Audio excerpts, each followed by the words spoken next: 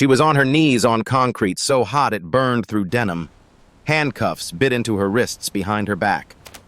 Sheriff Wade Brennan pressed the sole of his boot against her shoulder blade and laughed, actually laughed, as her FBI badge clattered across the pavement. FBI? His voice dripped with mockery. Prove it, sweetheart. The other deputies joined in. Someone was recording on their phone. The small crowd at the gas station watched in silence. Nobody moved to help. They thought she was just another troublesome journalist. They thought wrong. If you're watching this, please subscribe and let me know where you're watching from. This is the story of how one woman brought down a 20-year corruption empire. Not with guns, not with backup, but with something far more dangerous: receipts. And she'd been collecting them for 18 months. Del Rio, Texas, population 35,000, right on the Mexican border. The kind of town where the local police didn't just enforce the law, they were the law. Brooklyn Lane pulled her rental sedan into the Chevron station on Route 90. It was 2:14 p.m. on a Tuesday. March weather in Texas, hot, dry, dusty. She'd just finished topping off the tank when the patrol car rolled up behind her, lights flashing. No siren, just lights. Deputy Martinez stepped out. Mid-30s, aviator sunglasses, the kind of swagger that came from never being questioned. He took his time walking over. "License and registration," he said. No greeting, no explanation. Brooklyn kept her hands visible. "Of course, officer. May I ask what this is about?" "Tail lights out." She glanced at her rear lights through the side mirror, both working perfectly. She'd checked them that morning, habit from 18 months of extreme caution. "I believe they're both functioning, officer." Martinez's jaw tightened. "You calling me a liar?" "Not at all. I'm happy to step out and check with you." "Stay in the vehicle." He took her documents back to his patrol car. 40 minutes passed. Brooklyn sat with her hands at 10 and 2 on the steering wheel. She could see Martinez in his car, occasionally glancing at her in the rear view, talking on his radio. The gas station attendant had gone inside. The few other customers kept their distance. When Martinez finally returned, he had 2 more patrol cars with him. The third vehicle wasn't a patrol car. It was a black Ford F-250 with light bars and a sheriff's star on the door. Sheriff Wade Brennan stepped out like he owned the ground he walked on. 55 years old, sun-weathered skin, silver hair cropped military short. His badge sat crooked on his chest. Deliberately, Brooklyn noted. A power move. The kind of man who bent rules because he could. A small crowd had started to gather. A few locals, some truckers, a family with kids getting snacks, all watching. Brennan took Brooklyn's documents from Martinez without looking at them. Instead, he studied her through the driver's window. "Step out of the vehicle, ma'am." Brooklyn complied, slowly, hands visible. "Deputy Martinez says you've been acting hostile." "I've been cooperative, Sheriff. I've simply been waiting." "Waiting?" Brennan smiled. It didn't reach his eyes. "For 40 minutes? That's patient, real patient. Makes me wonder what you're so calm about." He gestured to Martinez. "Check the trunk." "Sir, do you have probable cause for—" "I said check the trunk." Martinez popped it open. Inside, a camera bag, recording equipment, charging cables, and a leather-bound notebook. Brennan pulled it out, flipped it open, started reading aloud. Source X reports that local police collect protection fees from Latino business owners. Estimates range from $500 to $5,000 per month. He looked up. "What is this?" "That's my work product, Sheriff. I'm a journalist, and that's protected under—" "You're a journalist." Brennan handed the notebook to Martinez. "Hear that, boys? We got ourselves a journalist." "From where? New York? California?" "I'm freelance." "Freelance." He drew out the word like it was poison. "And you're down here writing stories about us. About me." Brooklyn met his gaze. "I'm writing about the community, Sheriff. Just asking questions." "Well," Brennan's smile widened. Let me give you some answers. Brooklyn slowly reached for her phone in her jacket pocket. I'd like to document this stop if that's... Brennan's hand shot out. He grabbed the phone from her grip before she could raise it. You want to document something? He held it up to the crowd. Document this. He threw it on the concrete. Once, twice, 3 times. The screen spiderwebbed, then shattered completely. Plastic and glass scattered across the pavement. The crowd murmured. One woman covered her mouth, but nobody moved. Nobody said a word. Brooklyn forced herself to stay calm. Her heart hammered against her ribs, but her voice stayed level. That's destruction of personal property. I'll need your badge number for the complaint I'm filing. Complaint? Brennan laughed, a sharp, ugly sound. You can file it from a cell. He nodded to Martinez. Cuff her. On what charge? Assaulting an officer. I haven't touched anyone. You tried to strike Deputy Martinez when he approached your vehicle. I saw it. He saw it. Deputy Garza over there saw it. Brennan gestured to the 3rd officer. That's 3 sworn statements against your word. Martinez pulled out handcuffs. Brooklyn didn't resist. Didn't fight. She let him cuff her hands behind her back, felt the metal bite into her wrists, felt the sun beating down on her neck.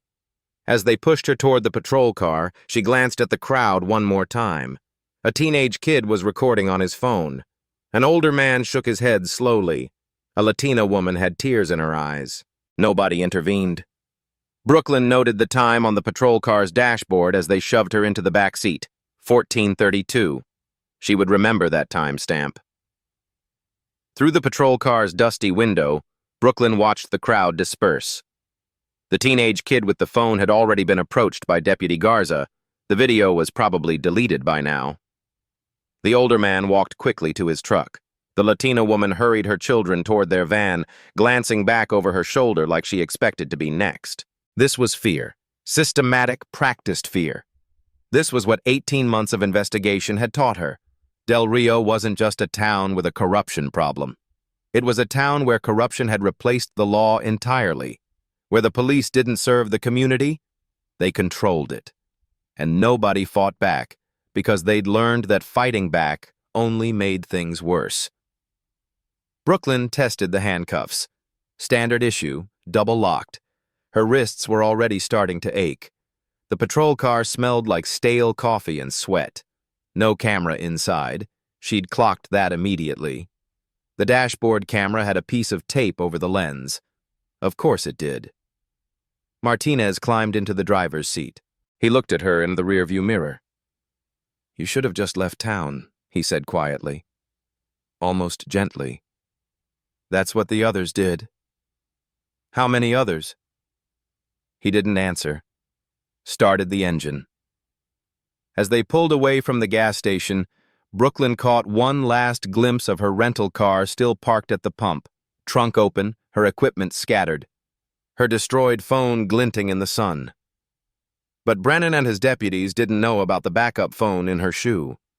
They didn't know about the micro recorder she'd been wearing in her bra strap for 18 months. They didn't know that every word they'd just said had been transmitted in real time to an FBI server in San Antonio. 14:32, Tuesday, March 12th, the beginning of the end. The Del Rio Police Department occupied a squat brick building on South Main Street. It looked more like a bunker than a police station. Small windows, heavy doors, the kind of place designed to keep people in, not welcome them. Martinez pulled into the back lot, away from the street, away from witnesses. Inside, the station was exactly what Brooklyn had expected. Fluorescent lights buzzed overhead, casting everything in a sickly yellow-green. The air smelled like disinfectant trying to cover something worse. Sweat, mildew, old coffee. They walked her past the front desk, empty, nobody on duty, and down a narrow hallway. Linoleum floors, beige walls with water stains. Photos of past sheriffs lined one wall. Brennan's picture was in the center, larger than the others. He'd been sheriff for 23 years. 23 years of this. The interrogation room was at the end of the hall. Martinez opened the door and guided her inside. A metal table, 2 chairs, concrete walls, a camera mount in the corner, but no camera, just the empty bracket. Brooklyn filed that away. "Sit," Martinez said. She sat. The metal chair was cold even through her jeans.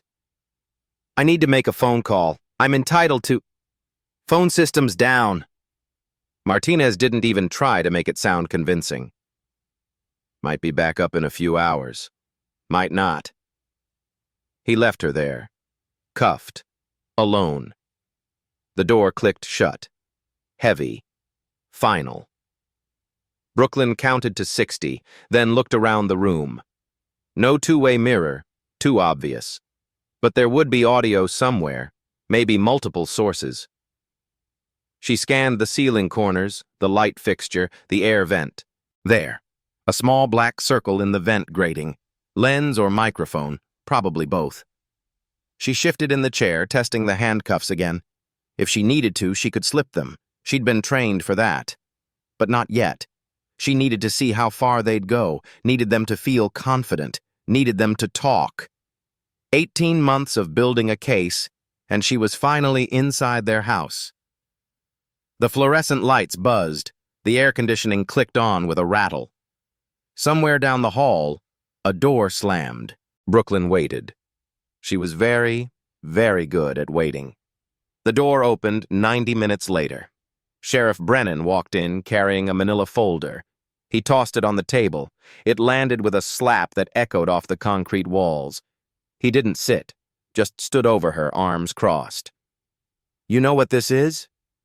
Brooklyn didn't answer. "This is your file, and it's interesting reading." He flipped it open. Brooklyn Lane, 29 years old.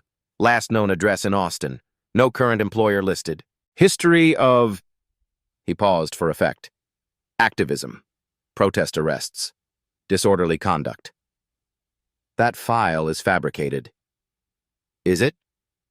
Brennan leaned down, hands on the table. Close enough that she could smell his aftershave. Or maybe you're just the kind of person who thinks rules don't apply to you, who comes into other people's towns and stirs up trouble. I'd like to contact my lawyer. Phone's still down. Then I'd like to speak with a superior officer, someone from the Texas Rangers, perhaps. Brennan smiled. You don't get it, do you? There's no cavalry coming. There's no one to call. You're in my house now. He pulled out the chair across from her and finally sat. Relaxed, like they were old friends having coffee. I've handled 8 women just like you, he said conversationally. Journalists, activists, bleeding hearts. They come down here thinking they're gonna save the poor immigrants, expose the corrupt small-town cops. You know what happened to them? Brooklyn kept her face neutral. They left, drove right back north with their tails between their legs, because they figured out real fast that nobody here wants to be saved, and nobody's gonna believe their little stories. He tapped the fabricated file. So here's what's going to happen. You're going to sign a statement admitting you filed a false report, and you're going to get the hell out of Texas. Or, he let it hang. Or what? Or you're going to see just how creative our justice system can be. Brennan opened the folder wider, turned it so Brooklyn could see. Inside were police reports. Booking photos, not of her, but of someone who looked similar enough in low resolution. Arrest records from Austin, Dallas, Houston. All fake. All professionally done. Let's see. Brennan read from the top page. June 2022, arrested for disorderly conduct during a protest at the Austin Capitol. September 2022, trespassing on private property. That was a construction site, looks like. January 2023, assault on a security officer at a mall in Houston. He looked up. Want me to keep going? None of that is real. Run my fingerprints through IAFIS. Check with the FBI database. The FBI database. Brennan leaned back in his chair. You watch a lot of TV, Brooklyn? Think this is CSI? We're a small department. We don't have direct access to federal databases. We have to submit requests, and those take time. Then submit a request. Oh, I will. Should hear back in 3-4 weeks? He shrugged. Course, you'll be in county lockup until then. No bail. You're a flight risk. Out-of-towner with a history of violence. Brooklyn forced herself to breathe slowly, to stay calm. This is illegal detention. You know it. I know it. What I know, Brennan said, leaning forward again, is that you've been driving around my town for weeks asking questions about me, about my department, talking to people who've got no business talking to journalists, making accusations. Reporting facts isn't making accusations. Facts. He laughed. Here's a fact for you. I've been sheriff of Del Rio for 23 years. I've kept this town safe, kept the crime rate down, kept the drug traffickers from turning us into Juarez. You know how I did that? Brooklyn didn't answer. By not letting outsiders come in here and tell me how to do my job. By making sure everyone understands that there's one law in this town, mine. He stood up, collected the folder. You've got two choices. Sign the statement and leave, or spend the next 72 hours in a cell the size of a closet in 100-degree heat, and then we'll talk about charges. He walked to the door, paused with his hand on the handle. I run this town, Brooklyn. FBI database, Texas Rangers, whatever you think is going to save you, none of that matters here. Only I matter. The door slammed shut behind him. 6 hours later, they moved her to a holding cell, 8 feet by 8 feet, a metal bench bolted to the wall, a toilet with no seat, no window. The temperature had to be pushing 95 degrees. The AC was either broken or deliberately turned off. Brooklyn sat on the bench and assessed. Her wrists were raw from the handcuffs. Her throat was dry. They hadn't offered water, hadn't offered food. Standard intimidation tactics. But she'd been trained for worse than this. At hour 7, she made her decision. When Deputy Martinez came to check on her, she was ready. I need to speak with Sheriff Brennan. Martinez looked surprised. You ready to sign the statement? I'm ready to clarify my situation. 15 minutes later, Brennan walked into the cell, arms crossed, that same infuriating smirk. You wanted to talk? Brooklyn stood. Slowly. She bent down and removed her left shoe, then peeled back the insole. The FBI badge was thin, specially designed for undercover work. She held it up between 2 fingers. Special Agent Brooklyn Lane, FBI San Antonio Field Office, badge number 7429. I'm conducting a federal investigation into public corruption under Title 18, United States Code, Section 1951. You are currently in violation of 18 U.S.C. 111, assault on a federal officer. For just a moment, maybe half a second, uncertainty flickered across Brennan's face. Then he laughed. He actually laughed. Martinez, he called over his shoulder. Martinez, get in here. You gotta see this. Brooklyn kept her hand steady, kept the badge visible, but she could already feel it slipping away, could feel the hope turning to dread. This wasn't going to work. Martinez appeared in the doorway. 2 other deputies crowded behind him, Garza and someone Brooklyn didn't recognize. Brennan took the badge from her, held it up to the fluorescent light like he was inspecting a counterfeit bill. FBI. He turned it over. Special Agent. Looks pretty official, doesn't it? Martinez stepped closer. Is that real? Real? Brennan handed it to him. Sure. You can buy these on Amazon for $19.95. I've seen better ones at Halloween stores. The deputies laughed. Garza pulled out his phone and started recording. Say it again, Garza said, filming. Tell us you're FBI. Brooklyn kept her voice level. I am Special Agent Brooklyn Lane. If you call ASAC Richard Okafor at the San Antonio Field Office and provide authentication code Tango 77 Whiskey, he will confirm my identity. Tango 77 Whiskey, Brennan repeated slowly, mockingly. You hear that, boys? She's got codes and everything. Very professional. Martinez was examining the badge more closely now, his smile fading slightly. Sir, it looks like a fake. Brennan snatched it back. Here's what's going to happen. I'm going to call the FBI, the actual FBI, and I'm going to ask them if they have an agent named Brooklyn Lane working in Del Rio, Texas. He pulled out his phone, made a show of searching for a number. Let's see, FBI San Antonio Field Office. Here we are. Brooklyn's stomach dropped. She knew what was coming. Standard operating procedure for undercover agents. No confirmation through public channels. No verification unless the proper protocols were followed. Okafor couldn't acknowledge her identity over a general inquiry line. Brennan put the phone on speaker. Yeah, hi, this is Sheriff Wade Brennan, Del Rio Police. I need to verify if you have an agent named Brooklyn Lane currently assigned to our area. A pause. Then a professional female voice. I'm sorry, Sheriff. I have no record of that name in our current personnel directory. Is there anything else I can help you with? Brennan's smile was triumphant. No, ma'am. That's all I needed. He hung up, held up the badge.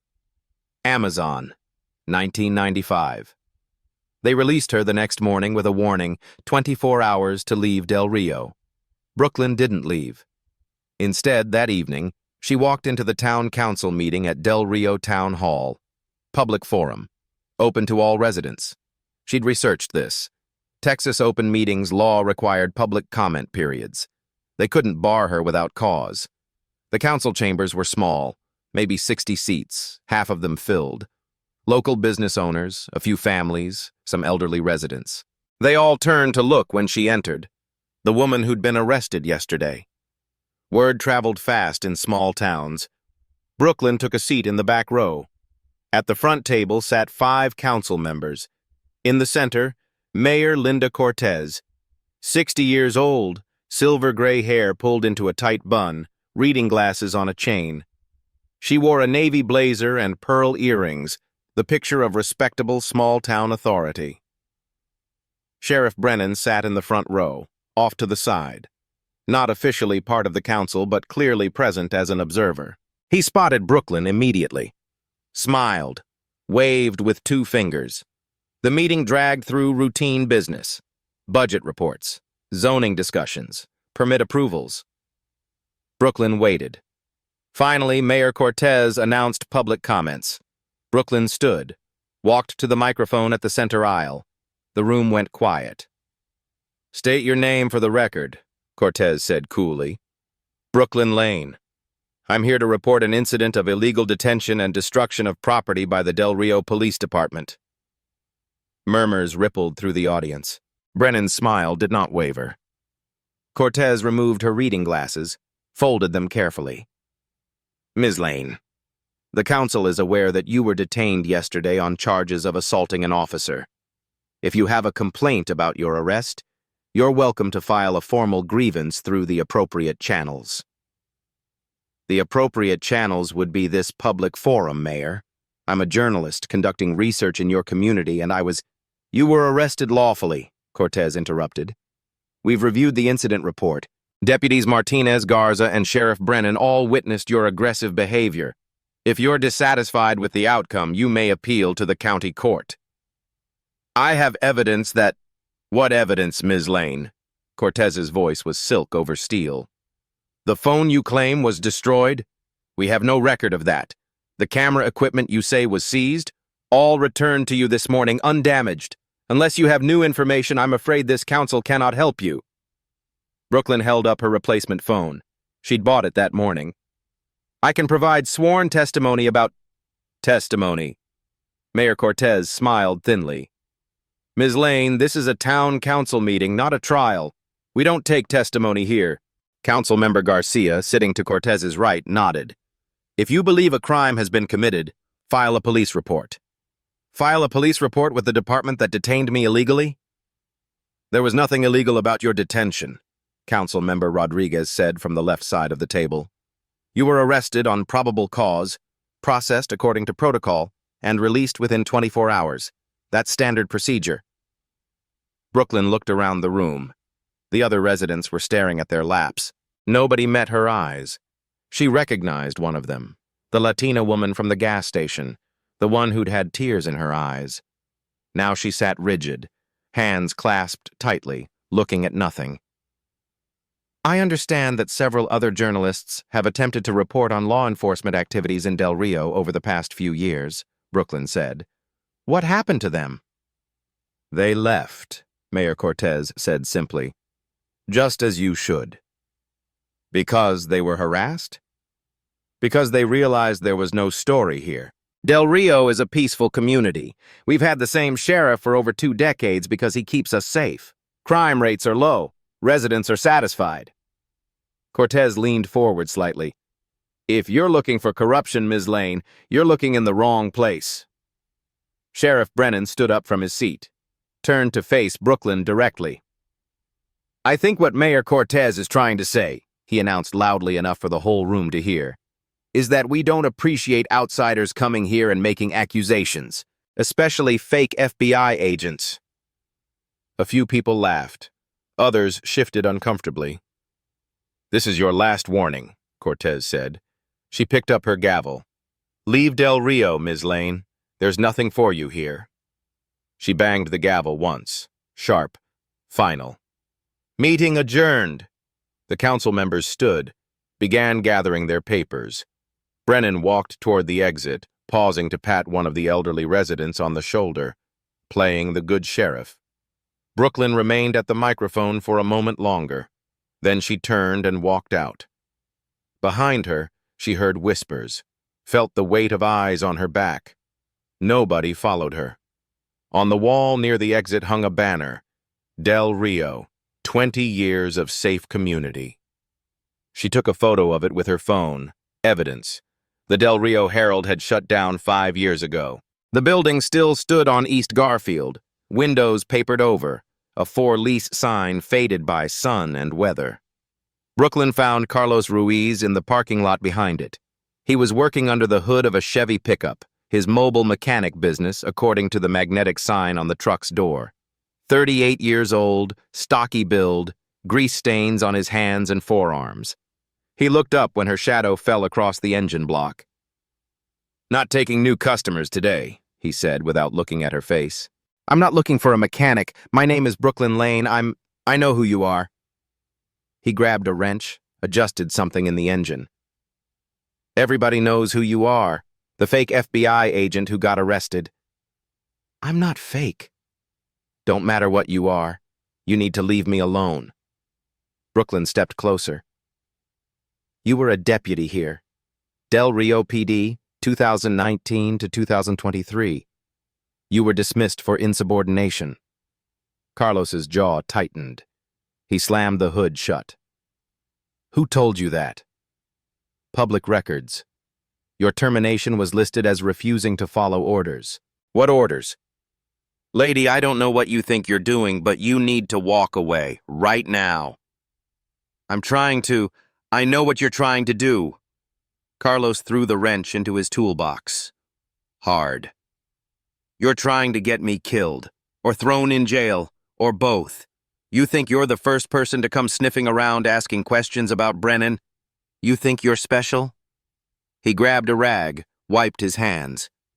There were 8 before you. 8 journalists, activists, whatever. You know where they are now? Gone. Smart enough to leave while they still could. I'm not going anywhere. Then you're stupid. Carlos picked up his toolbox. And I can't help stupid people. It's bad for business, bad for my health. He walked toward his truck. Brooklyn called after him. I have a way to protect you. If you testify, testify. Carlos turned back. You want to die? Because that's what happens when you testify against Brennan. That's what happens when you break the code. He climbed into his truck, started the engine. Brooklyn pulled out her FBI badge, the real one, held it up. Carlos looked at it through the windshield. His expression didn't change. He drove away. 20 minutes later, Carlos's truck pulled back into the parking lot. He sat behind the wheel for a long time before getting out. When he finally did, he looked older, tired. "Let me see that badge again." Brooklyn handed it over. He examined it carefully this time, front and back, ran his thumb over the seal. "You really FBI?" "Yes." "And you've been here 18 months?" "Undercover, building a case." Carlos handed the badge back, leaned against his truck. "Okay, I'll talk, but not here." They drove separately to a rest stop 15 miles outside town. Picnic tables, vending machines, empty at 4 in the afternoon. Carlos bought a Coke from the machine, drank half of it before he spoke. "The system works like this," he said quietly. "Brennan and his deputies stop migrants, anyone who looks like they might be undocumented. They threaten deportation unless they pay. $5,000 per person. If they can't pay, they get forced to work. Ranches, construction, cleaning houses, no wages, work off the debt." Brooklyn had her phone out, recording audio. "How long has this been going on?" "Long as I was there. Probably longer. 20 years, maybe." "And the money goes where?" "Offshore accounts. Cayman Islands. Brennan's got a whole setup. He keeps records, old school, paper ledger, names, amounts, dates, everything documented." "Where's the ledger?" "Safe in his office. Only 2 people have keys, Brennan and Mayor Cortez." "You've seen it?" "Once, before I figured out what I was looking at." Carlos crushed the empty Coke can. "That's when I started asking questions. That's when Brennan labeled me a problem. 3 weeks later, I was fired for insubordination." "Will you testify?" "Against Brennan? Against the whole department?" He shook his head. "They'll kill me." "Not if you're in federal protection. Witness security program, new identity, new location, full—" "I have a family," Carlos interrupted. "A wife, 2 kids. You asking me to uproot their entire lives?" Brooklyn met his eyes. "I'm asking you to help me stop this, before there's a 48th victim." Carlos stared at the horizon. The sun was starting to set, orange and pink bleeding across the Texas sky. "Give me time to think," he finally said. "Before you go," Brooklyn said, "I need you to understand something. Everything I do, everything I record, it's backed up in real time to FBI servers. I have equipment they don't know about." She opened her jacket, showed him the tiny microphone clipped inside the collar, disguised as a button. "This has been running for 18 months.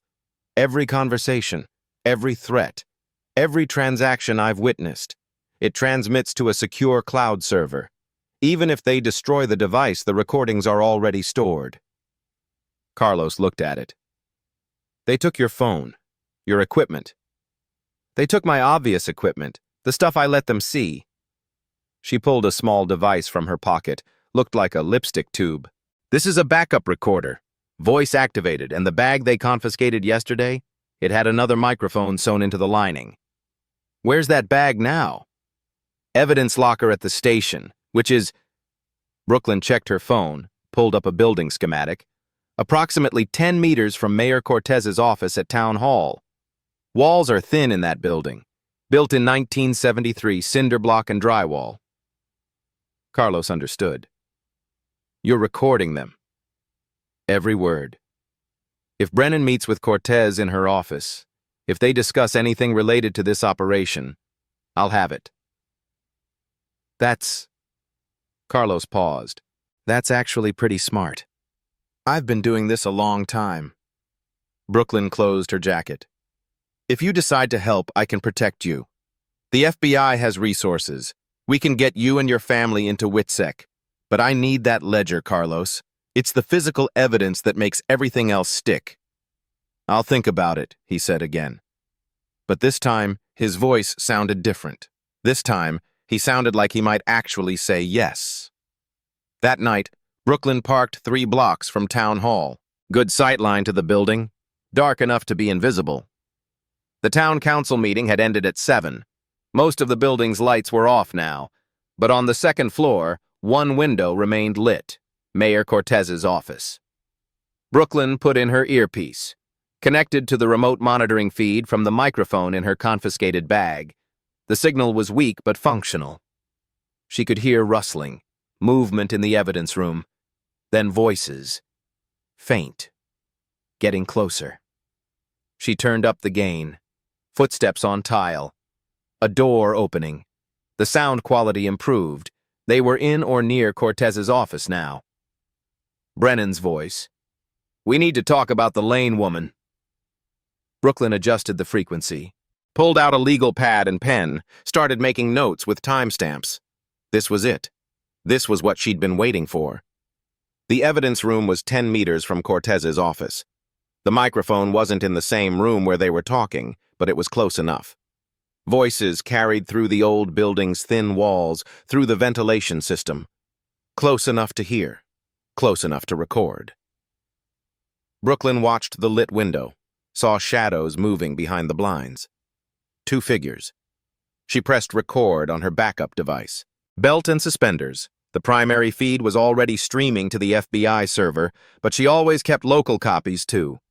"Start talking," she whispered. In the town hall, Brennan and Cortez began to discuss how to handle her, and Brooklyn Lane recorded every single word. The audio crackled, then cleared. Brennan's voice. "The journalist is handled. Scared her off. She'll be gone by tomorrow." Cortez. "You're sure?" She seemed persistent at the council meeting. "Trust me, they always leave." The fake FBI badge was a nice touch, though. I'll give her credit for creativity. A pause. Papers rustling. Cortez. "Did she actually have evidence?" "Nothing that matters. Some notes, a broken phone. Martinez confiscated her recording equipment. It's in evidence lockup now. She's got nothing."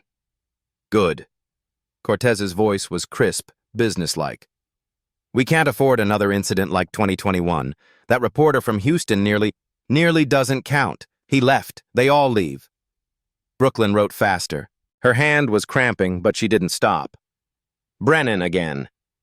"Speaking of business, next group arrives Tuesday. 15 people. That's 5,000 each."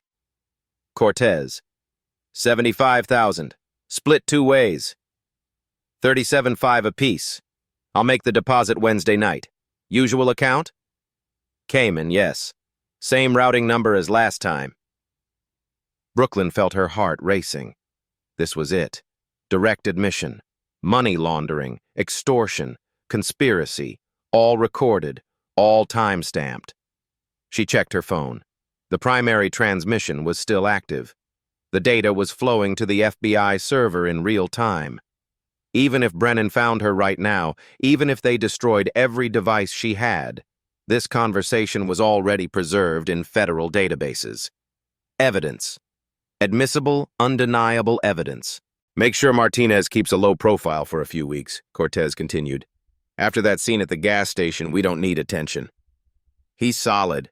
All my guys are solid." "They'd better be. We've built this operation for 2 decades. I won't see it destroyed by some journalist with a notebook." "You won't," Brennan said. "I promise you that." The recording continued. Brooklyn kept writing. At midnight, Brooklyn used her encrypted phone to call ASAC Richard Okafor. He answered on the second ring. "Lane, status report." "Sir, I have confession on tape. Brennan and Mayor Cortez discussing extortion payments. $75,000 from a new group arriving Tuesday. Direct mention of Cayman Island accounts." A pause. That's exactly what we need. Excellent work." "I also have a potential witness. Former deputy Carlos Ruiz. He's seen the ledger, knows the system inside and out. If I can convince him to testify..." "No," Okafor's voice was firm. "Abort the operation. Extract immediately." Brooklyn froze. "Sir, you've been compromised. They know you're investigating. The situation is too dangerous. We'll use the recordings you've already collected and build the case from Washington." "With respect, sir, I'm this close to getting the physical ledger. That's the smoking gun. That's what makes this case airtight. Agent Lane, that's an order. Extract within 48 hours. Something in his voice was off. Too quick. Too eager to shut down the investigation when they were on the verge of breakthrough. Understood, sir, Brooklyn said. But she didn't understand. She ended the call and sat in her car, staring at the dark town hall building. Her instincts were screaming. Something wasn't right. 3 hours later, at 3:47 a.m., Brooklyn's phone buzzed. Text from Carlos. They know. Brennan just called me. Asked about the FBI woman. You've been compromised. Get out. Brooklyn's blood went cold. She called him immediately. He answered, whispering. How did they know to contact you? Brooklyn asked. I don't know. I was careful. Nobody saw us at the rest stop. What exactly did Brennan say? He said, I know you met with the Lane woman today. I know what she's trying to do. If you talk to her again, you're done in this town. You and your family. Carlos's voice was shaking. Brooklyn, he knew the timing. He knew where we met. Someone told him. Who else knew about our meeting? Nobody. Just you and me. Brooklyn's mind raced. She'd reported to Okafor at midnight. 3.5 hours later, Brennan knew about Carlos. No, that wasn't possible. She pulled up her encrypted email on her phone, logged into the FBI internal system using her emergency access credentials, found her recent reports to Okafor. Then she saw it. Okafor had forwarded her last 3 briefings, not to FBI leadership in Washington, to District Attorney Paul Hendricks, and Hendricks had CC'd someone with a Del Rio PD email address. The leak wasn't coming from Carlos. The leak was coming from inside the FBI. Brooklyn scrolled through the email chain. It was all there. Every report she'd filed for the past 6 months, every piece of intelligence, every witness interview, all forwarded from ASAC Okafor to DA Hendricks with subject lines like FYI and for your awareness. And Hendricks had been forwarding them to someone identified only as WB at delriopd.gov. Wade Brennan. The corruption didn't stop at the Del Rio city limits. It ran through the district attorney's office. It ran through the FBI regional office. Brooklyn felt sick. She clicked on Hendricks's profile, saw his bio. Born in Del Rio, graduated from Del Rio High School, served as assistant DA before being appointed district attorney for Val Verde County. Then she found the family connection. Hendricks's mother was Elena Cortez Hendricks, sister to Mayor Linda Cortez. They were family. Of course they were. And Okafor? She dug deeper, found donations to his re-election campaign for some local board position he held. Significant donations from a PAC that, when she traced it, led back to shell companies registered in Cayman Islands, the same offshore network Brennan used. Brooklyn sat back in her car seat, stared at the ceiling. She'd been operating under the assumption that the corruption was local, a small-town problem. But this was bigger. This was a network. This was systematic infiltration. And she was completely alone. She couldn't trust her chain of command, couldn't trust the local DA, couldn't trust anyone in the official system. She had evidence. She had recordings. But she had no way to deliver them through normal channels without Brennan being warned first. Brooklyn pulled up a new contact on her phone. Not FBI, not law enforcement, a journalist. Time for Plan B. Priya Sharma answered on the 4th ring, groggy. This better be good, it's 4 a.m. My name is Brooklyn Lane. I'm an FBI agent with 18 months of recordings documenting systematic corruption in a Texas border town. My chain of command is compromised. I need a journalist who can't be intimidated. A pause. Then, I'm listening. They met at a diner 40 miles outside Del Rio, far enough to be safe, close enough to get there before dawn. Priya arrived first, 42 years old, sharp eyes behind wire-frame glasses, a leather messenger bag that probably cost more than Brooklyn's car. She'd won a Pulitzer 3 years ago for exposing police corruption in Baltimore. Brooklyn slid into the booth across from her, ordered coffee, waited for the waitress to leave. "Show me what you have," Priya said. Brooklyn pulled out her phone, played 30 seconds of the Brennan-Cortez conversation, the part about $75,000 and Cayman accounts. Priya's expression didn't change, but her posture shifted, leaned forward. "How much more of this do you have?" 127 audio files, 18 months of recordings, documented transactions, testimony from 47 victims, bank records I've obtained through federal subpoenas, and there's a physical ledger in Brennan's office safe that has everything: names, amounts, dates. And your FBI office? Compromised. My supervisor has been feeding my reports to the local DA, who's feeding them to Brennan. I can't go through official channels. Priya took off her glasses, cleaned them with her napkin. You want me to publish? I want you to help me hold a press conference, public, live-streamed, impossible to shut down or ignore. I'll testify under oath. We'll release the recordings, force the FBI to act. When? Friday, 10 a.m., Austin Press Club. Priya looked at her for a long moment. You know they'll come after you. Your career, your credibility, everything. They already are, Brooklyn said.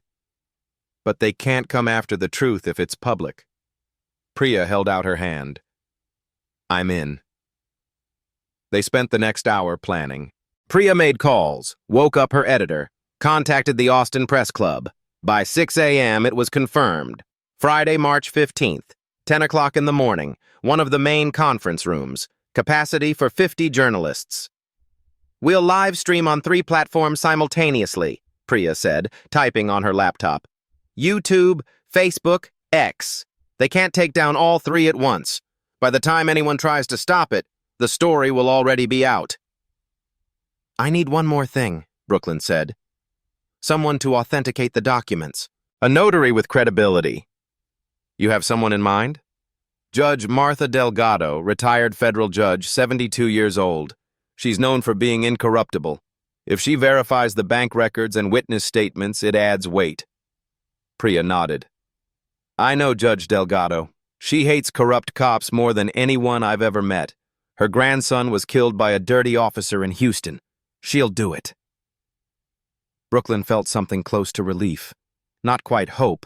She'd learned not to hope, but at least a sense that the plan might work. One problem, Priya said. You still need that ledger. Without it, they can claim the recordings are taken out of context. They can claim the bank records are falsified. But if you have Brennan's own handwritten records, I know. Can you get it? I'm going to try. That's not a plan. It's the only plan I have. Brooklyn finished her coffee. In the meantime, prepare everything else. Assume I won't get the ledger. Can we still make the case? We can make a hell of a case, Priya said. But with the ledger, it's ironclad. Then I'll get it. Brooklyn didn't know how yet, but she had 4 days. Wednesday morning, Brooklyn drove to Carlos's garage. It was destroyed. The front window was smashed. Tools scattered across the parking lot. One of the hydraulic lifts had been toppled over. Spray paint across the walls. Snitches get buried. Carlos sat on the curb, head in his hands. His wife stood next to him, holding their 2 kids close. The children were crying. Brooklyn parked and got out slowly. Don't, Carlos said without looking up. Don't come near us. Carlos, I'm sorry. I'll get you protection. Protection? He finally looked at her. His right eye was swollen shut, purple and black. Blood crusted around his nose. Where was your protection last night when 3 men kicked down my door? Where was your protection when they held a gun to my daughter's head? Brooklyn felt like she'd been punched.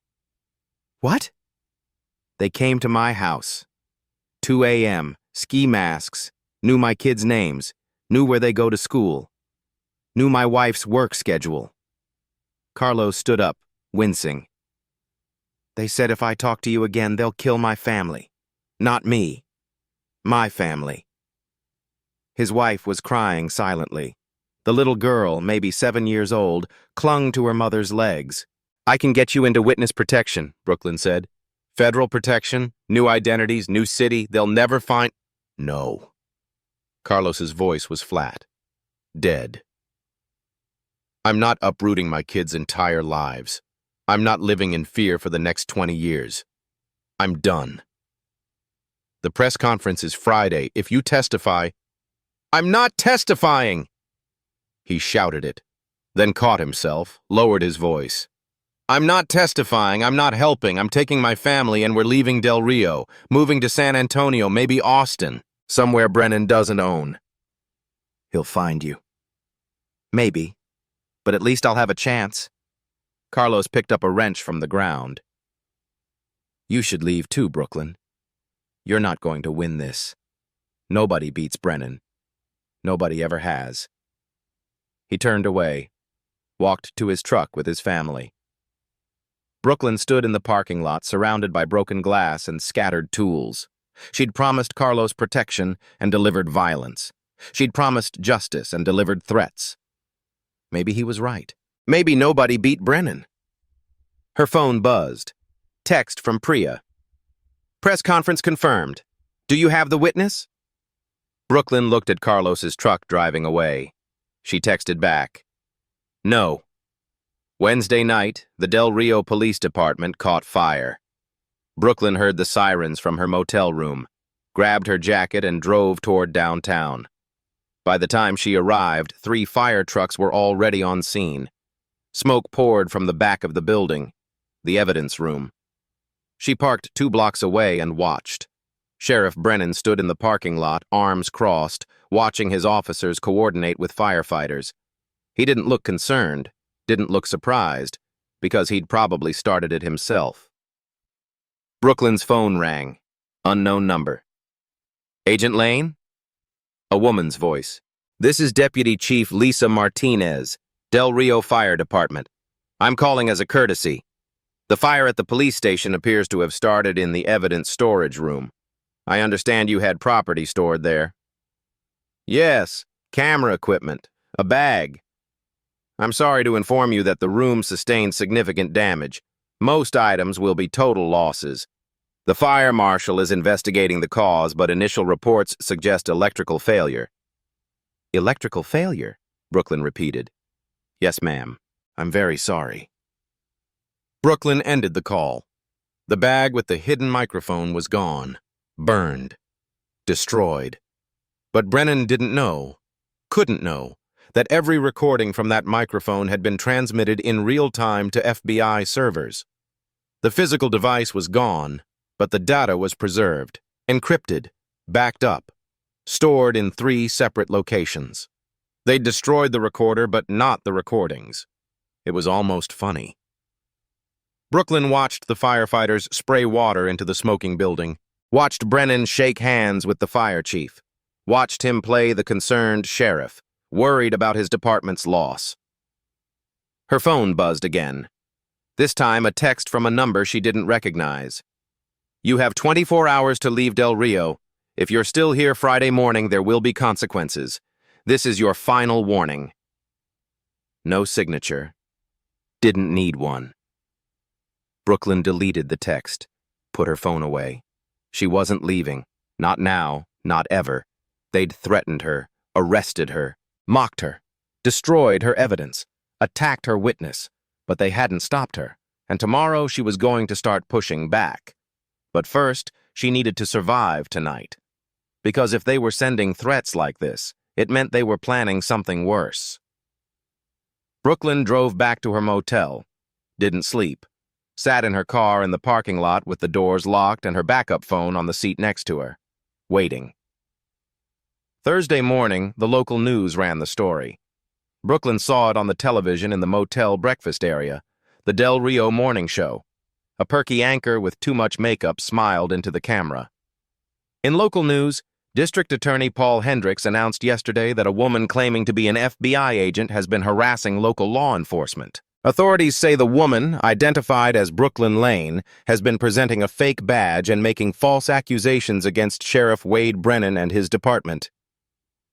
Cut to footage of Hendricks at a press conference, suit and tie, American flag in the background, the picture of official authority. "We take these allegations very seriously," Hendricks said gravely. "Ms. Lane has a history of mental health issues and was actually dismissed from FBI training several years ago. She's been impersonating a federal agent, which is itself a serious crime.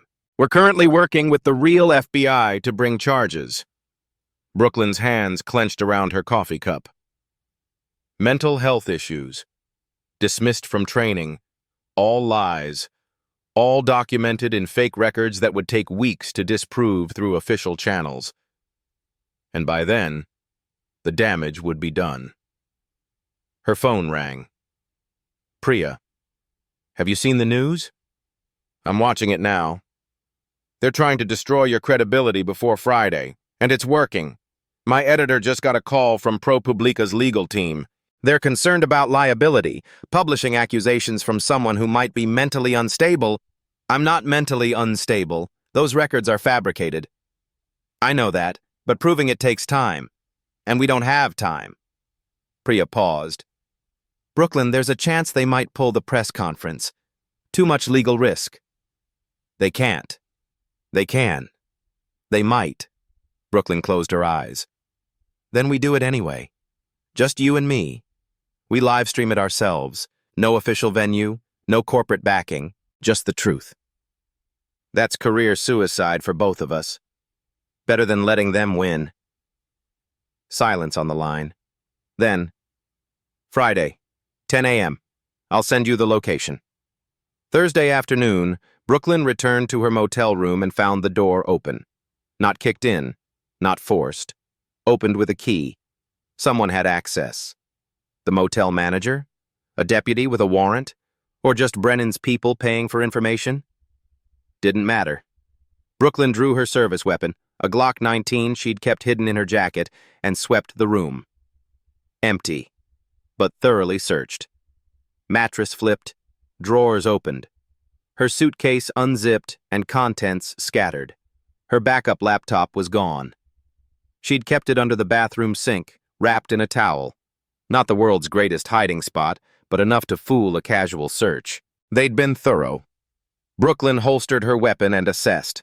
The laptop was encrypted with 256-bit AES encryption. Even with top-level decryption tools, it would take months to crack, maybe years.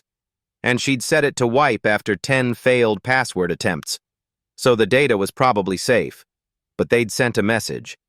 "We can get to you anywhere. We know where you sleep. We can reach you whenever we want." Brooklyn grabbed what was left of her belongings, stuffed everything into her suitcase, checked out at the front desk. The manager wouldn't meet her eyes, confirmation that he'd been the one who'd given them access. She couldn't stay in Del Rio. Too exposed. She drove to a different motel in Eagle Pass, 30 miles west. Paid cash. Registered under a fake name. Parked her car 2 blocks away instead of in the motel lot. Then she sat on the edge of the scratchy motel bed and did something she rarely allowed herself to do. She questioned whether this was worth it. 47 victims. 20 years of corruption. Justice. Was it worth her life? Yes. Yes, it was. At 11:47 p.m. Thursday night, Brooklyn received an email, sent from a burner address, routed through multiple proxies, untraceable. Subject line, final warning. Body, leave Del Rio by midnight Friday or you will not leave alive. This is not a threat. This is a promise. We know where you are. We know what you're planning. The press conference will not happen. You will not testify. You will disappear and nobody will care. Your choice. Drive away tonight or get carried away in a bag. You have 13 hours. No signature, no details, just cold, clinical certainty. Brooklyn read it 3 times. Her hands were shaking slightly. Not fear, well, not just fear, adrenaline. Her body preparing for fight or flight. She'd been threatened before. occupational hazard of undercover work. But this felt different. This felt real, because it was real. Carlos had been beaten. Her evidence had been burned. Her apartment had been searched. These weren't scare tactics anymore. This was systematic escalation. They were going to kill her. Brooklyn stood up, paced the motel room, looked at herself in the mirror above the dresser. She looked tired, scared, alone. But she wasn't backing down. She opened her laptop, started a new email, addressed it to Priya, Judge Delgado, her sister in California, and 3 other journalists whose work she respected. Subject: If anything happens to me. Body: Attached are encrypted files containing 18 months of evidence regarding corruption in Del Rio, Texas. Passwords will be automatically revealed if I don't check in every 12 hours. Please publish everything. She attached the files, set up the dead man's switch, hit send. Then she checked her gun. Full magazine, 1 in the chamber. 11 hours until the press conference. She just had to survive until then. Friday morning, 6:23 a.m. Brooklyn left Eagle Pass early. 2 hours to Austin. Plenty of time to reach the press conference. She took Highway 277 north. Empty roads, sunrise bleeding orange across the desert. The landscape was beautiful in that harsh, unforgiving way Texas could be. Her phone rang. Priya. Where are you? About 90 miles out. I'll be there by 9. Good. Judge Delgado confirmed. She'll be authenticating the documents on camera. And I've got confirmations from CNN, Washington Post, and the Texas Tribune. This is going to be big, Brooklyn. Let's hope we... Red and blue lights flashed in her rearview mirror. Brooklyn's stomach dropped. I've got to go. She ended the call. Checked the mirror again. Black Ford pickup. Light bar. Del Rio Sheriff's star on the door. They were 120 miles outside Del Rio. Outside their jurisdiction. This wasn't a traffic stop. This was an abduction. Brooklyn considered running. Flooring it. Her rental sedan wouldn't outrun a pickup, but she could try to reach a populated area, find witnesses, call for help. But before she could decide, 2 more vehicles appeared, one ahead, one behind, boxing her in. She had no choice. Brooklyn pulled over, drew her weapon, held it ready. The driver's door of the lead truck opened. Sheriff Wade Brennan stepped out. He wasn't in uniform, jeans and a work shirt. No badge. This wasn't official. This was personal. 2 more men emerged from the other vehicles, Deputy Martinez, and someone Brooklyn didn't recognize. Bigger, rougher, not a cop. Hired muscle. Brennan walked toward her car. Slowly, no rush. He knew she had nowhere to go.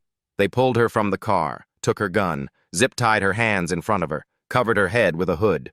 The drive lasted maybe 20 minutes. Brooklyn tried to track turns, estimate direction, but gave up after the 4th or 5th change. They were deliberately disorienting her. When they finally stopped and pulled off the hood, she was in a warehouse. Empty. Abandoned. Rust on the metal walls. Broken windows high up letting in strips of dusty light. No one would hear her scream here. Brennan stood in front of her. Behind him, Martinez and the hired muscle. The 3rd man kept his hand near his belt. Gun, probably. Last chance, Brooklyn. Brennan's voice was almost gentle. Sign this. He held up a piece of paper. It's a confession. You're mentally unstable. You fabricated accusations. You apologized to me and my department. You leave Texas and never come back. Go to hell. Sign it and you walk out of here. Don't sign it. He shrugged. Tragic car accident. Happens all the time on these back roads. Woman falls asleep at the wheel. Vehicle catches fire. Nobody survives. You're going to kill me? Brooklyn kept her voice steady. Kill a federal agent? You think you'll get away with that? You're not a federal agent. FBI already disavowed you. You're just a disturbed woman with delusions. No. Brooklyn looked past him to Martinez. Deputy Martinez? You really okay with this? With murder? Martinez shifted uncomfortably, didn't answer. He does what I tell him, Brennan said. They all do. That's how this works. That's how it's always worked. The hired muscle stepped forward, pulled a gun. Brooklyn's heart hammered. This was it. This was really happening. Wait, she said. Brennan smiled. Ready to sign? No. Just wanted to make sure you heard this clearly. She looked directly at him. I have a GPS tracker, and you're completely fucked. Brennan's smile faltered. What? My watch. Brooklyn held up her zip-tied wrists, the standard-issue black sports watch she'd been wearing for 18 months. It's not a normal watch, it's a GPS tracker, standard equipment for undercover FBI agents operating in high-risk situations. Been transmitting my location in real time to the San Antonio field office since you pulled me over. Brennan looked at the watch, then at Brooklyn, then at Martinez. She's bluffing, he said, but his voice had lost its certainty. Am I? Brooklyn kept her eyes on his. You pulled me over at 6:34 a.m. on Highway 277, mile marker 89. That was outside your jurisdiction. That was kidnapping. Then you drove me. She calculated, approximately southwest for 22 minutes. We're probably in Maverick County now. You transported me across county lines against my will while I was transmitting a distress signal. Bullshit. Your phone is in my truck. I checked it. I didn't say phone. I said GPS tracker, built into the watch. It doesn't make calls, doesn't text, just transmits coordinates and a biometric reading. If my heart rate spikes, like it did when you pulled me over, it triggers an automatic emergency protocol. Martinez's face had gone pale. Boss, she's lying, Brennan insisted. But Brooklyn could see the doubt creeping in, could see him doing the math, calculating the risk. FBI policy, Brooklyn continued, her voice calm, almost conversational. When an undercover agent's emergency beacon activates, the nearest field office dispatches a tactical team immediately. They don't ask questions. They don't wait for confirmation. They just respond. In the distance, faint but growing, the sound of sirens. Brennan heard it. They all heard it. No, he whispered. The sirens grew louder. Brooklyn smiled. I told you. You're fucked. The warehouse doors exploded inward. FBI! Hands up! FBI! 6 tactical agents in full gear poured through, rifles raised, moving with precision. The hired muscle dropped his gun immediately. Hands up, smart. Martinez did the same, shaking, terrified. Brennan reached for his belt. Don't! An agent fired. Rubber bullet hit Brennan in the chest. He went down hard. 30 seconds later, it was over. Brennan on the ground, handcuffed. Martinez against the wall, cuffed. The hired muscle face down on the concrete. A man in an FBI windbreaker approached Brooklyn. 50s, silver hair, calm eyes. Special Agent Lane? He cut her zip ties with a knife. I'm Agent Marcus Cole, Houston Field Office. You okay? Brooklyn rubbed her wrists. I'm fine. How did you... Your tracker hit emergency mode at 6:34. Houston was closest clean office. He looked at Brennan. We've been monitoring the San Antonio office for 3 weeks. Had suspicions about Asak Okafor.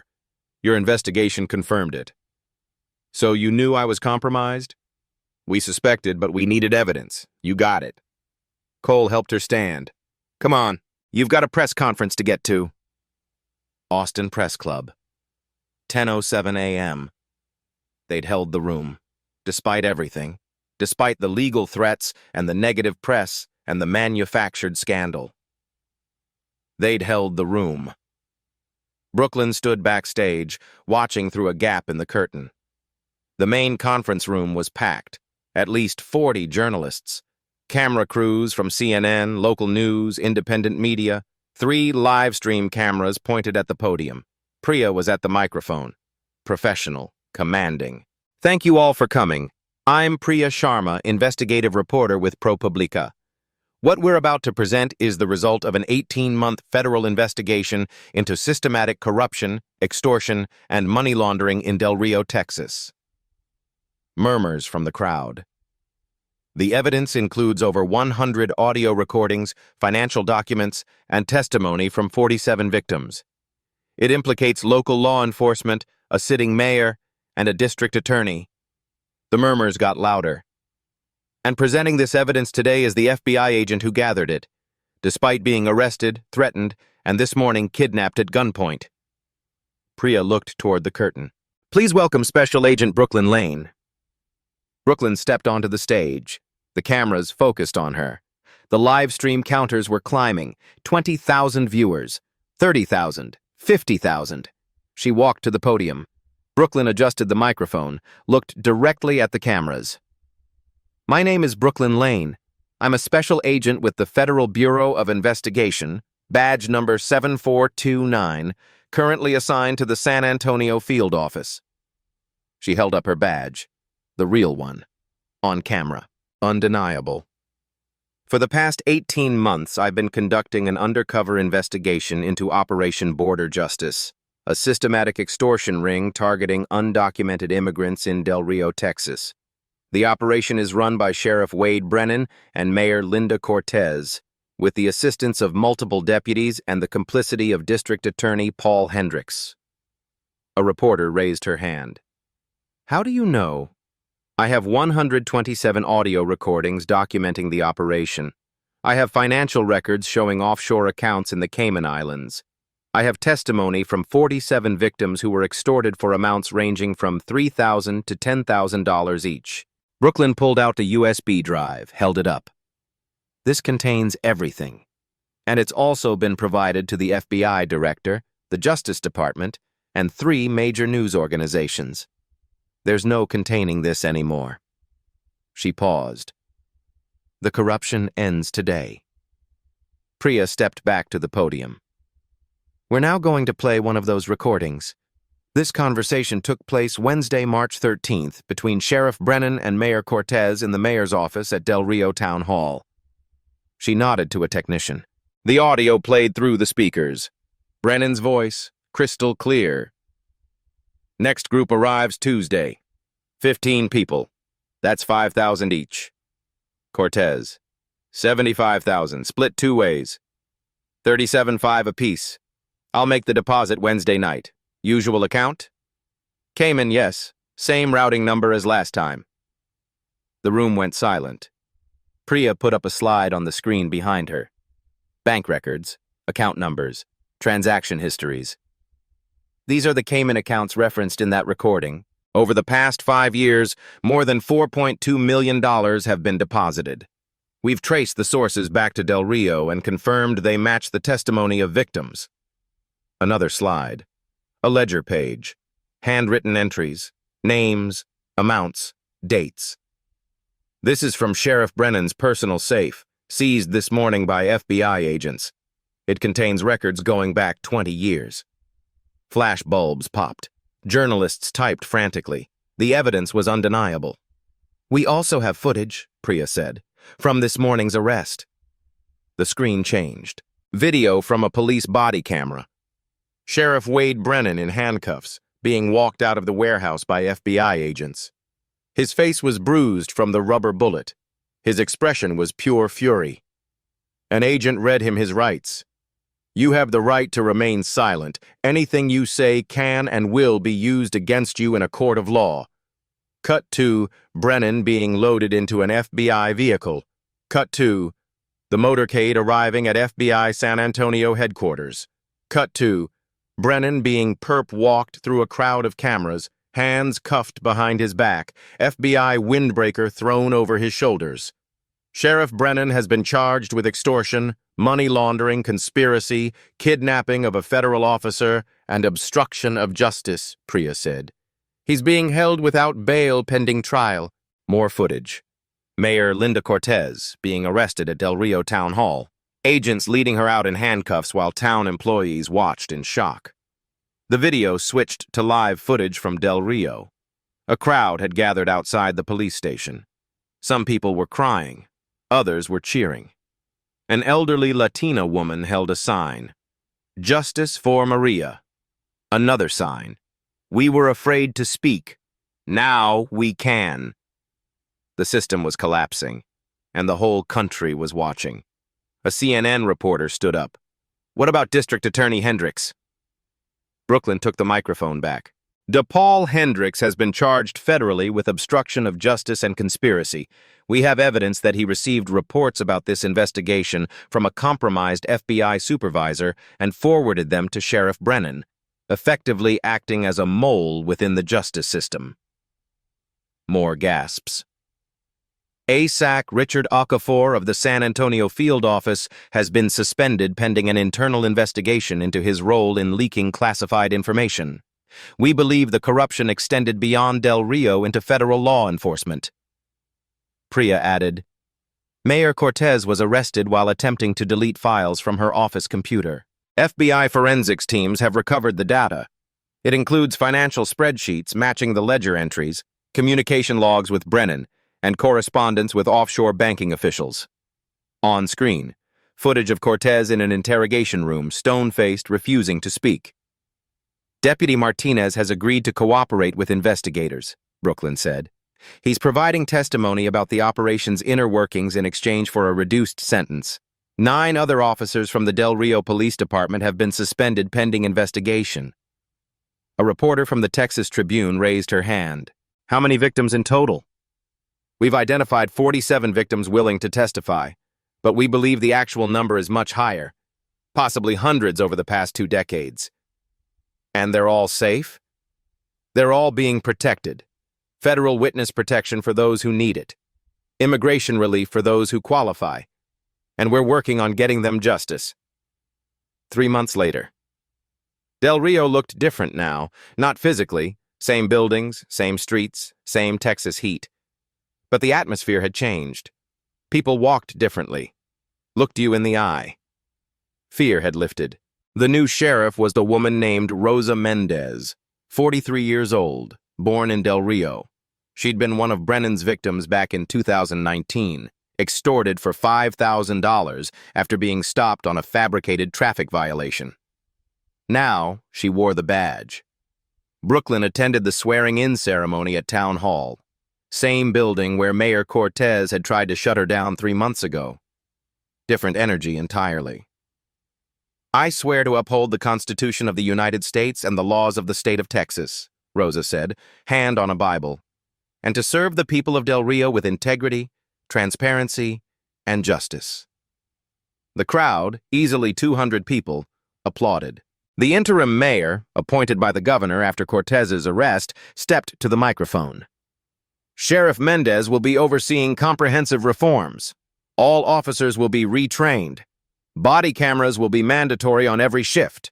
An independent civilian review board will investigate complaints. And we're implementing quarterly audits of all department finances." More applause. Brooklyn stood in the back, watching. Agent Cole from Houston was next to her. "You did good work," he said quietly. "We did good work. Your team saved my life." "That's the job." He paused. "Speaking of which, Director wants you in Washington. They're creating a new task force. Public corruption, focus on border regions. They want you to lead it." Brooklyn was quiet for a moment, watched Rosa Mendez shake hands with community members, saw children running around, laughing, saw people who'd been silent for years now speaking freely. "I'll think about it," she said, but she already knew her answer. This was just the beginning. The compensation fund was established 6 weeks after the arrests. $8.7 million. Seized from Brennan and Cortez's offshore accounts, their properties, their vehicles, everything liquidated, everything returned. Not enough to undo 20 years of trauma, but something. Brooklyn watched a news segment about it from her hotel room. A reporter interviewed several of the victims, a man named Jorge, They took $5,000 from me in 2021. Said if I didn't pay, they'd deport my wife. I worked 3 jobs to come up with that money. Now I'm getting it back. Plus interest. I don't have words. A woman named Anna. I was too afraid to even report it. Thought nobody would believe me. Thought they'd just hurt me worse. But Agent Lane believed us. She listened. The reporter turned to the camera. The compensation fund has paid out to 43 of the 47 identified victims so far.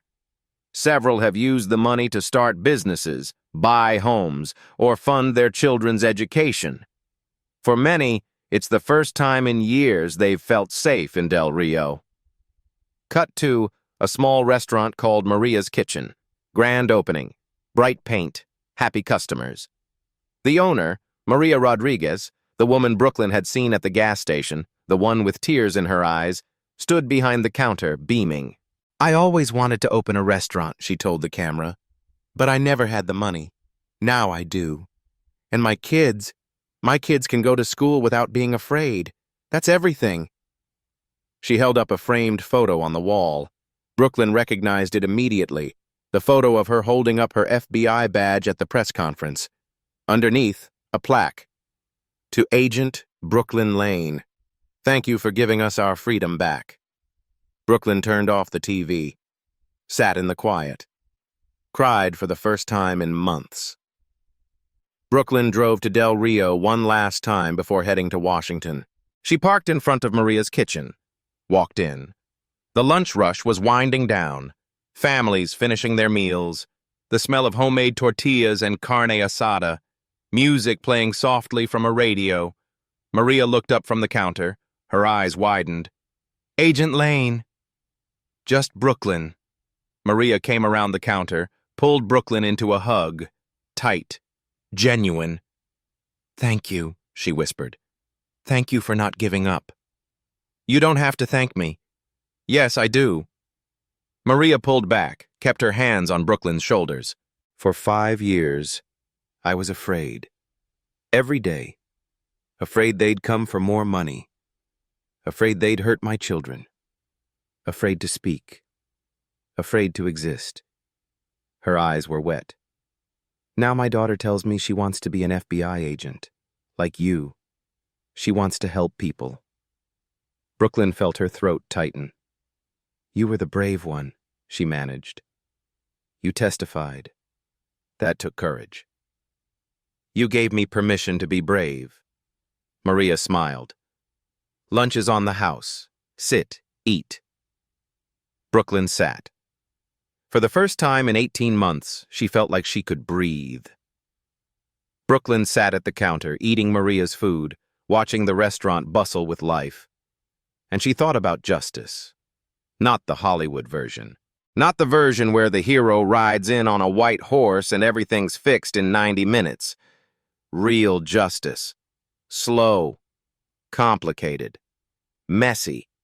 The kind of justice that takes 18 months of recording conversations, that requires patience and paperwork and backup plans, that demands you trust the system even when the system is broken. But it works. Sometimes, against all odds, it actually works. Justice isn't always fast, it isn't always easy, but when it comes, it's unstoppable. No one is above the law. No one is beneath it. And sometimes all it takes is one person willing to stand up and say, enough. 47 people in Del Rio were afraid to speak, afraid to resist, because they thought no one would listen, no one would care. But someone did listen, someone did care. And now they're free. That's what justice looks like. Brooklyn finished her meal, left a generous tip, hugged Maria one more time, walked out into the Texas sun. She had a flight to catch. Washington, D.C. A new task force. A new mission. Because Del Rio wasn't unique. There were other towns, other sheriffs, other victims. And Brooklyn Lane wasn't done. If this story touched you, share it. Because there are hundreds of Del Rios out there, hundreds of Brennans, hundreds of people waiting for someone to believe them. Subscribe Beat Stories to hear more stories about people who refuse to give up, about systems that break, and the people who fix them. And let me know in the comments, do you believe in justice? Because I do. I've seen it. I've fought for it. I've watched it win against impossible odds. And if you're out there right now, feeling powerless, feeling like no one will listen, I'm listening. We're all listening. And we're not stopping. Fade to black.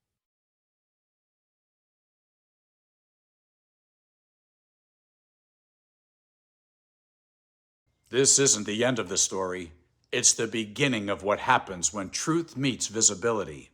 At Beat Stories, we believe exposure is the first step to transformation. Subscribe and stay tuned, because the next story might be yours.